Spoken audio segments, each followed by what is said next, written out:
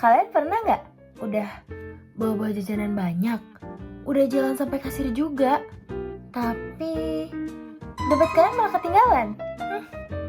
Tapi saldo di dompet digital kalian juga bisa tuh tiba-tiba hilang kayak gitu. Kenapa ya? Yuk kita cari tahu. Nah, hal tersebut bisa aja terjadi karena kurangnya literasi kita dan kurangnya kesadaran kita terhadap lingkungan sekitar.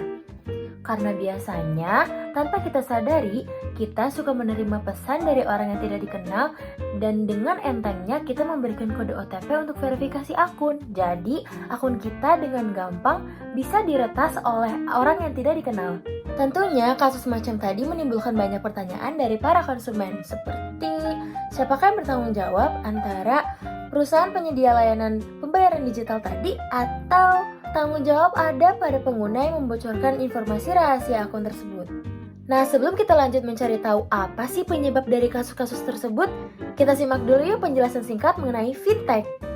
Fintech atau Financial Technology adalah penggunaan teknologi untuk memberikan layanan keuangan yang lebih cepat, mudah, dan efisien.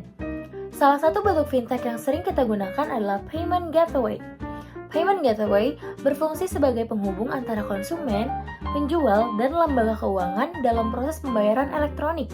GoPay merupakan salah satu contoh layanan pembayaran digital yang banyak digunakan, terutama oleh masyarakat Indonesia. Melalui GoPay, transaksi dapat dilakukan secara praktis tanpa perlu menggunakan uang tunai. Namun, semakin berkembangnya teknologi, tidak menutup kemungkinan dapat membuka peluang terjadinya kejahatan cyber, seperti pencurian akun, penipuan digital, hingga transaksi ilegal yang merugikan pengguna. Nah, sekarang aku mau ajak kalian untuk jadi detektif untuk menganalisis kasus tadi. Menurut Undang-Undang Nomor 11 Tahun 2008 tentang Informasi dan Transaksi Elektronik atau UU ITE menjadi dasar hukum dalam penyelenggaraan transaksi elektronik di Indonesia. Menurut UU ITE sendiri, penyelenggara sistem elektronik wajib menyediakan sistem yang andal, aman, dan bertanggung jawab terhadap operasional layanan yang mereka kelola. Artinya, perusahaan fintech harus memastikan bahwa sistem keamanan mereka mampu melindungi data dan transaksi pengguna. Jika kerugian konsumen terjadi akibat kelemahan sistem, kebocoran data, atau kelalaian penyelenggara, maka perusahaan dapat diminta pertanggungjawaban. Namun, apabila kerugian terjadi karena pengguna secara sengaja atau tidak sengaja memberikan informasi penting seperti PIN dan kode OTP kepada pihak lain, maka tanggung jawab hukum perlu dianalisis berdasarkan fakta dan bukti yang ada. Nah, jika dilihat dari sudut pandang tinjauan etika bisnis, selain tanggung jawab hukum, perusahaan fintech juga memiliki tanggung jawab etika. Etika bisnis menekankan bahwa perusahaan tidak hanya mengejar keuntungan, tetapi juga harus melindungi kepentingan konsumennya. Dalam konteks layanan pembayaran digital, perusahaan harus menerapkan prinsip transparansi, keamanan, akuntabilitas, dan perlindungan konsumen. Perusahaan juga perlu menyediakan layanan pengaduan yang responsif, melakukan edukasi keamanan digital kepada pengguna, serta terus meningkatkan sistem perlindungan terhadap ancaman kejahatan cyber.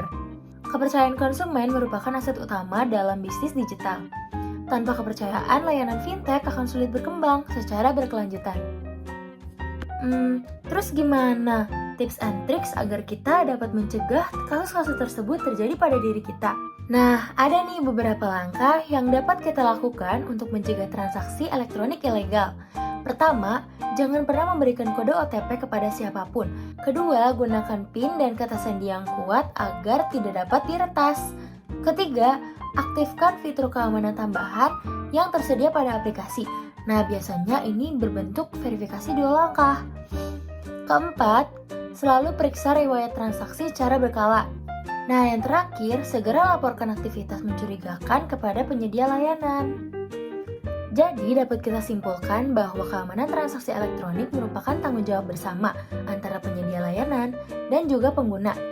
Dalam penerapan hukum yang tepat, etika bisnis yang kuat, serta kesadaran pengguna terhadap keamanan digital, transaksi elektronik dapat dilakukan secara aman, nyaman, dan terpercaya.